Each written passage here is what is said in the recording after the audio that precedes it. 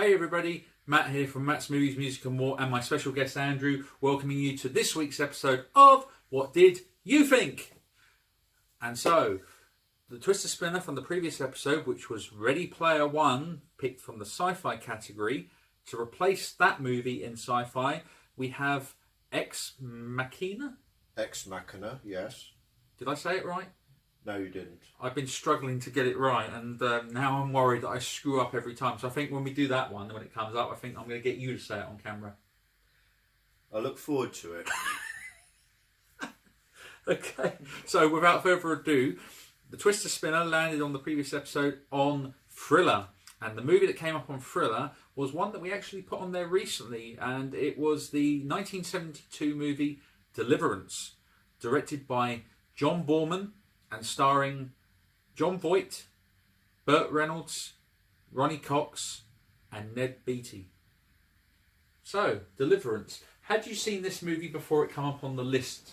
Honestly, no, I hadn't. No? I mean, you see it on lists of great movies, but I never got round to seeing it myself. So I'm very thankful for this opportunity to redress that. It's a great movie, and I put it on next. Number one, I'd seen it before anyway, and I loved it. But number two, around this time that the video's been made, Burt Reynolds recently passed away within the last couple of months, and I wouldn't say that I'm a huge fan of Burt Reynolds' movies because I haven't really seen a lot of his films. But Deliverance was the first one I did see of his films, and I thought it was really, really great. And I think that this is the best way we can pay tribute to the man. Yeah. Deliverance, as I say, was released in 1972 and was directed by the British director John Boorman. And one thing I will say without spoiling the plot of this movie is just how beautiful the movie looks with its shots and everything. It helps that it's set out in nature, but I get what you mean. It does a great deal with its tracking shots and its long panning, and the camera does a great job of capturing the wilderness on screen. Yeah, you can see why I believe it won the Academy Award for Best Picture that year. Yeah, it deserves to. Recently we picked a movie that came up on the Twister Spinner called Whitewater Summer, which was more of a light-hearted movie out in the wilderness. This one not so family friendly. Shall we go briefly into the plot for this? Yes, please. Without being too spoilerific, four Atlanta men have decided to go on a weekend camping trip down this particular river up in the Georgia wilderness. And they say right from the start that this is a river area that's going, and a village that's going to be demolished and upended and turned into a lake within the next month or so. So they're treating it as the last chance to go down this unspoilt part of the American wilderness. They're city boys going down to the south to go to the country, and right off the bat they meet up with some locals who say to them, whatever you do, don't go down there. Don't go down there. You're not equipped for it. You're not local. You won't survive. And of course these men go, oh, come on, let's go. It'll be fun. Who cares what those natives say? So they go down the rapids. They go through the river. And at first, the camping holiday trip is going how you would expect it to. But then they run into a couple of locals, and it all goes downhill from there. We can't spoil this movie because this is one of those films that if you have to have a list of movies that you should see before you die, this is one of them.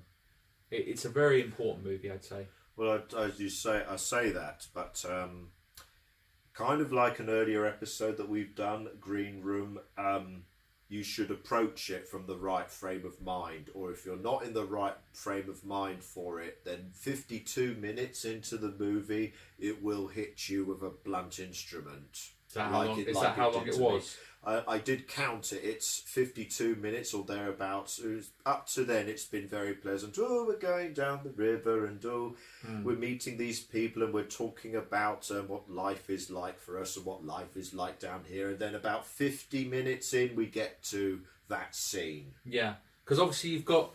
It doesn't have a huge cast in this movie, but you have 4 really, really good actors in this movie, because you have Jon Voight, who is the main actor in this film. Everyone says it's Burt Reynolds, but Burt Reynolds, yes, this is the movie that made Burt Reynolds a star. Yeah. But Jon Voight plays Ed, who is kind of the sort of the main character of this bunch, and then you've got Burt Reynolds, who's Lewis. Lewis is the cocky guy who is kind of like, oh, we don't care what this lot say, we'll just do what we want. He is the most physically commanding and the most physically fit of the group. He's the one who seems to have either an idea of what this wilderness is like or how to cope in this wilderness, or at least he's acting as the ringleader and saying to everyone, no, it'll be fine. So it becomes a bit of a shock when he gets incapacitated at a late point. So not only is this vision of machoism brought to his knees, but also it helps act towards the tension in what is already becoming a desperate scenario. I could really see Burt Reynolds... And he carries this, I should say. I could really see Burt Reynolds being a ladies' pin-up with the way he looks in this movie. Yeah, it's funny, you think of Burt Reynolds later on in, I want to say, the Dukes of Hazzard remake, or the 3 Men and a Baby, and... Maybe I can't remember. Yeah, sorry about that. But you think of Burt Reynolds in the late 80s onwards, with the moustache, and then you see him in this, and you take a minute or two to realise, oh yeah, that's Burt Reynolds. But the way Burt Reynolds looks in this movie, and I've noticed it when I did some research on Burt Reynolds actually before I did this. Burt Reynolds has a similar canny resemblance in a way to a very young Marlon Brando, and from what I've seen on YouTube, there was an episode of The Twilight Zone, which I love The Twilight Zone, in which Burt Reynolds was in it. And in that, to me, he is doing a Marlon Brando impression. And I've heard clippets on YouTube in which Marlon Brando bad-mouthed Burt Reynolds and despised everything Burt Reynolds was about. But then...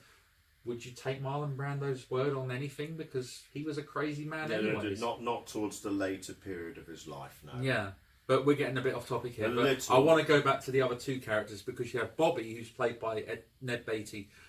He's kind of the chubby, overweight, like, oh, I just want to come out and have a good time, yee-haw. The jolly fat guy. Yeah, the token fat guy, should we have it like that? Yeah. And then you have Drew, who's played by Ronny Cox, and...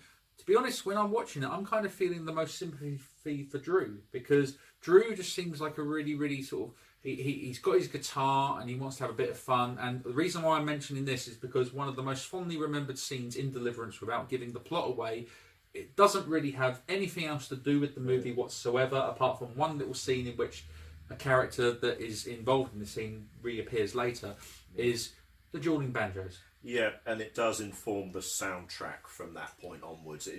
The music is banjo playing. Yeah, it's that scene. I mean, you believe that those 2 characters are really playing the guitars, but they're not. That's done by 2 other musicians, and that song actually got released as a single. I don't know how long later on after the movie, but I know it was a single. But it's such a lovely scene when you see this sort of backwards redneck boy playing on his banjo, and Drew's playing along with him, and they're sort of doing this conversation back to back of guitars and everything. Ding. And then it just gets faster and faster, and you can see that they're having fun and everything like that. And Drew's like, "Put it there, well done," and the kid's just like. Probably, I don't know if that's because he's a bit slow, or is that foreshadowing? Maybe, but it's a really interesting way to start the movie, because as most of these, I suppose, redneck movies do, innit? It lulls you into sort of a false sense of security, almost, that, oh, this is going to be a pleasant camping trip movie. Yeah, but it has that classic, the rednecks look weird, they talk weird, they have that kind of weird attitude. Whereas now in Hollywood, rednecks will probably be played by, maybe no disrespect to them at the time, but better looking actors. Because you can't portray rednecks now as being natural looking. Maybe, or Hollywood's just a little more conscious about, we probably shouldn't hire local people who aren't known for their acting training. Yeah. But with Lewis being sort of in charge of this group, I mean, the others are saying to Lewis, they're like, well, look, why don't we just go back and play some golf? That's what we're let's just go and play golf. No, we're gonna do this trick. God damn it! You don't know really anything about what these guys do for a living. It's not really revealed, is it? I know not thoroughly, but it helps set up the point that these are city boys who don't really know what they're doing. And they're out of their element in this environment. You have the guy who loses the dueling banjo contest. You have a guy who drives into a dead end. You have a guy who can't bring himself to shoot a deer, or he can shoot a deer with an arrow and he just can't do it. He can't fulfill the basic hunter-gatherer type that a man should be. And you've got the chubby fat guy spraying insect repellent on him, saying out loud, I baptise myself in the name of modern technology, disrespecting nature. Yeah, see, Bobby's a weird one, that character, because I don't know whose friend Bobby is, because Lewis immediately dislikes Bobby. Yeah, isn't there some sort of dialogue that one of them is only there just because he knows somebody? Yeah, so I don't know if he's supposed to be Ed's friend or if he's Drew's friend, but I assume he's Ed's friend, because Ed seems like the focal point of this whole group of friends. It seems like everyone likes Ed, so it's a case of, we all like you. We might not like you, but we don't want to miss out on this trip. So, we might as well hang out. And Drew, I can't imagine Drew not having friends with Lewis and Ed. But really, they're the two guys you really want to like in this movie, Lewis and Ed. But with the plot, obviously, they say to the rednecks at the beginning of the movie that we need our cars to be taken down to so-and-so river because we're going to go canoeing down there or whatever. Yeah. So after a brief negotiation in which they're sort of reluctant to do it. $40. Yeah, because they're city boys, they want to try and get it on the cheap. Yeah. So they do that. They get their canoes out, and Lewis is dressed in like this weird sort of... Imagine J-Lo wearing one of her... dresses in which the front is revealing her cleavage and stuff like that. Burt Reynolds is wearing an outfit very similar to that, but not a dress. It's like this big, like, sort of vest thing, really showing if he's got any chest hair. I'm not sure, but clearly women would fall for that, watching that. If you say so. Whether or not that was intentional by John Boorman, I don't know, but you can see that. And Burt Reynolds has got this really, really cool bow and arrow. It's quite an unusual bow and arrow, and it seems that, was the idea of this camping trip to live off the land for a weekend, i.e. the bow and arrow? Well, I imagine that was on their minds, I suppose. So fishing and maybe catching some live animal, like a deer or squirrel or something like that. Maybe. Seems a bit unusual for city boys, unless they're just trying to say, oh, we did live off the land, sort of thing. Yeah. Or maybe it might have been a dare, I don't know. But, it's interesting because you see the shots in this movie, which I believe the cinematographer is called Vilmos Zsigmond. And whether or not he won an Academy Award for the visuals, I do not know. But this movie is beautiful. And I know that in 2008 it was picked by the US Film Registry to preserve this movie. So hence why in the previous episode I said that we've gone from one modern classic to a classic. That is the reason I said it, because this has been picked to be preserved for a long time. Technically, we can call it a classic, yes. Yes. So what is your thoughts on Deliverance? Do you think that it's one of those movies that people should see without spoiling it? Well, it's funny that, without wanting to sound facetious, that the dueling there were couple of things in watching this movie that I finally went, oh, I finally understand where that reference came from, because the dueling banjo, I swear to God, I saw in as lampooned or parodied in a Tiny Toon Adventures cartoon many years ago as a child. I was watching this and watching how this movie progressed. I did sort of think they referenced this movie in Tiny Toon Adventures with the. But fair enough, the dueling banjos is a harmless scene. But going on from that, if you're like me and you've ever wondered where the expression, you think of the typical nasty rednecks in fiction, and you think of them saying the phrase "squeal like a pig, boy." If you wondered where that ever came from, this is that movie. Yeah, and that is a very powerful scene in itself. Yeah, it did. Like I say, I wasn't quite prepared for what this movie was, and it did take me by surprise. Like you say, it's very beautifully shot and very well acted. It is this troop of friends who carry, their arrogant attitude at the beginning, and it's kind of funny that one of their bits of dialogue at the beginning is we're talking about how the area is going to be demolished. We're going to rape this landscape, which is kind of ironic when you think of what happens there. It's full of lines of dialogue like that. That's full of ominous foreshadowing when you look back on it.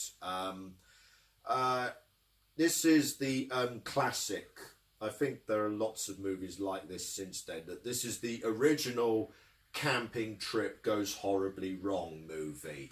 Like I said, it's got the locals saying you shouldn't go down there and they just ignore them. You've got people who come from the city and have got no real idea how to cope with the wilderness when the shit hits the fan, and optional they have to do something that you see in the last third of the movie they have to live with for the rest of their lives. Because it's interesting, isn't it, that with movies that are based in like the forests and the wilderness and stuff like that, you're out in open land, and so you haven't really got the same claustrophobia as you would have if you were trapped in a room. But when you're in the wilderness and you don't know what's out there, that is scary. And if you've got people that are rednecks that are used to it, they know every tree, every different part of the lakes and the rivers and stuff like that are in it. There was a shot when Jon Voight's character is at the top of the mountain or the hill, and he's waking up, and he doesn't see it, but we can see behind it. It's out of focus. There's this shadow that creeps into view. It's not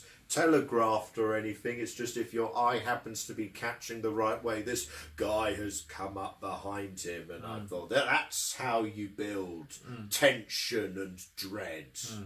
One thing I will say briefly without spoiling the movie, it's not an important scene, but one scene I find is really beautiful and also quite uncomfortable to watch is a scene that you mentioned earlier, in which the Jon Voight character, he has a bow and arrow and he's out hunting, and you have this beautiful shot of this deer. Now, I suppose many movies now or past would have used generic stock footage to do a scene like this, but it looks like they clearly filmed this scene with the deer, because there is a segment that when I think he does release the bow or something like that, and it does hit the tree in the background where the deer is, because the deer does react, and then the deer runs away. And it's a beautiful scene, but you're watching it thinking, please don't hit the deer. We love animals. I'm an animal lover, so I'm always going to be like, don't hurt the animal. This movie really got to you then. Yeah. I mean, I'm like that with any movie that has animals in it, especially if they're lovely animals, because animals don't really do anything wrong. But this movie, you don't expect what's coming when you watch it, because you just think, four guys, just having fun. I do want to talk though briefly about some of the actors involved in this movie, because obviously it's launched the career of Burt Reynolds, but as well as that, I think Ned Beatty and Ronny Cox were also forced into the mainstream, because obviously I first saw Ronny Cox in RoboCop, so I always know Ronny Cox as a baddie, but apparently Ronny Cox was always a goodie, and hence why in this movie he plays that likeable character. Drew is a likeable character in this movie. Yeah, it definitely sells the scene where they have to make a decision, and he's on the opposition. He's arguing that this isn't right, and that was a powerful scene for me. Yeah, because I suppose he is every viewer who's watching this movie is probably on his side more than Burt Reynolds. You're all probably thinking, Burt Reynolds, what a cocky guy. You know, that's a polite way of saying it. Yeah. But and Ned Beatty, of course, as well. I mean, he's gone on to do lots and lots of films and stuff. Thunderpants. It was any excuse so you could say Thunderpants, wasn't it? Well, especially after what he goes through in this movie, I think it's proper and right and deserving that I was to say he went from Deliverance to say, "You've got pants of thunder, boy." Yeah. That's a distinguished career for you. Yeah. But I mean, I suppose going slightly off subject with Deliverance per se, one movie that I saw probably about 15 years ago, which is kind of a modern day parody on Deliverance, was a comedy called Without a Paddle. I don't know if you saw that at all. I know the title, and I think I've seen the It trailer. had Matthew Willard, Seth Green, and Dak Shepard. Now, Burt Reynolds is in that movie, and pretty much it's a similar sort of movie about a bunch of guys that want to go out camping. It's more of a fun tone that they're trying to go out and looking for like some sort of hidden treasure. And Burt Reynolds being in it, and the fact that it's got rednecks in it as well, it screams Deliverance all over it and stuff. But obviously, it's more family friendly. But I don't know who that movie would have been aimed at, because if it's a family movie and it's parodying a movie which is not for family, this is definitely not a date movie. This is definitely not the movie that you could see yourself watching on a lazy Sunday. Was this during the sort of early to mid 2000s tasteless comedy? Something like that. Then that explains why. But no, Burt Reynolds, I mean, you know, I suppose, no disrespect to Burt Reynolds, I know that at the time he was suffering with financial difficulties, so I suppose he just took the money. He needed a check. He needs to eat like everyone else. Yeah, so he just put his name on anything, which, dare I say it, he did for a number of years until his death. I suppose that's what you get when you marry someone and a heavy divorce comes out of it, I guess. Yeah, but let's not focus too hard on that. No, but I'm really glad that we picked this movie to talk about, because I think it definitely deserved to be done. What, are you really happy about it? On the whole, yes, although I will echo what I previously said about Green Room, like I said earlier. You have to be in the right mood for this, and that mood is miserable and depressed, or at least you will be by the time you get to the end of this. Which is weird, because when I said to you on a few of these videos that we've done so far, in which I've sort of said they're good movies but I can't see myself watching them again, this is a movie I've seen loads of times, and I still like it. I still think it's a great film. It does have repeat viewing for me, maybe because it's just the way it looks, the characters. I think I'm more invested in the characters because they're all likeable. Even if Burt Reynolds is a bit of a dick, they're all likeable to me. Whereas in movies like Green Room or some of these other type of movies where it's all about surviving, you always have a few cocky characters who you just immediately hate. Do you want them to be the first ones to die? die? And in this movie, you don't want anything really to happen to any of the characters, except for maybe the Bobby character, I guess, just because he's irritating. And the fact that the other guys don't really like him that much. But yeah, but would you wish what happened to Bobby? No. Seriously? No, I wouldn't. No, I wouldn't. And I think that scene is done very, very tastefully, even though you don't see much. Well, tastefully is not the word I'd use, otherwise I agree with you. Yeah, I don't know what the right word is to use. I'm not the film critic or connoisseur of the two of us here, but I think you could probably sum that scene up better by saying it leaves a lot to the imagination. Yes. Equivalent to, I suppose, the stuck in the middle with you scene from Reservoir Dogs. It's all left to you to imagine how that actually happens. When you look at it carefully, yes, with the camera angles chosen. Yeah.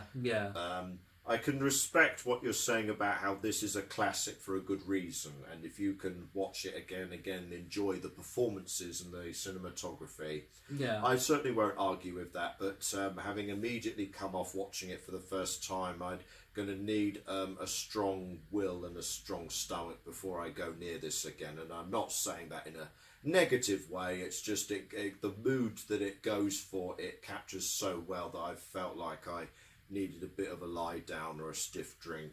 Do you think that this movie will still have an effect years down the line? Because, I mean, this movie's nearly 50 years old. I like to think so. I mean, like I say, there are other movies that have come out since then that have used this scenario. There is one that, the title I can't remember, so I won't go into it too much, but it's basically kid who wanted to get revenge on this school bully, so they take him out canoeing with the idea of pushing him in the water, and then it goes horribly wrong, and then it reaches a very similar climax of we have to hide this body, or we have to hide this crime, and we do, but we have to live with that and go home and live with this for the rest of our lives. Again, I can't remember the title, and if any of you I'm going to throw it out there. Is it Mean Creek by any chance? That title does ring a bell. But I've not seen it, but that was just a random guess because I'm a movie fan anyways, and I tend to remember titles, but I haven't actually seen that movie. Yeah. But no, I suppose the reason why it doesn't feel dated, this film, is because it doesn't have any soundtrack of music at all. It's just very sort of atmosphere. It's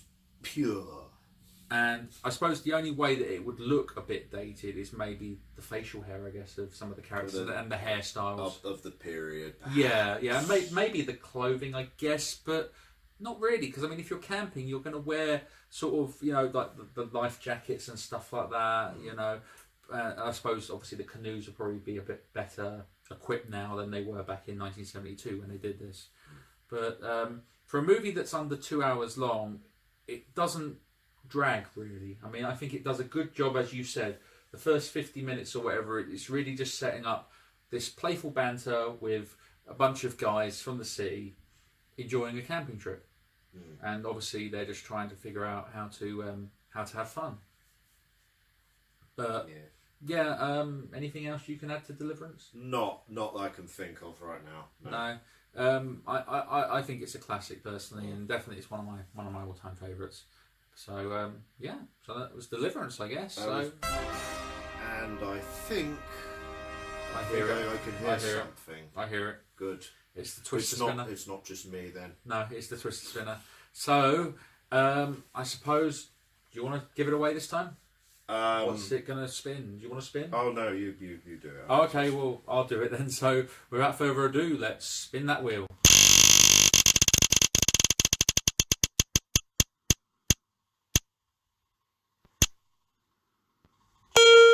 It's landed on Matt's picks. Okay. For the first time. All right, what have you picked for us? I don't remember. I've got to look at the sheet. So according to the sheet, it says this Matt's pick is the 1983 movie Twilight Zone, the movie. I can see why this is one of your picks.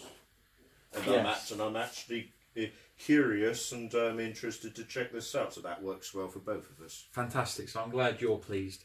So be sure to check out that next episode.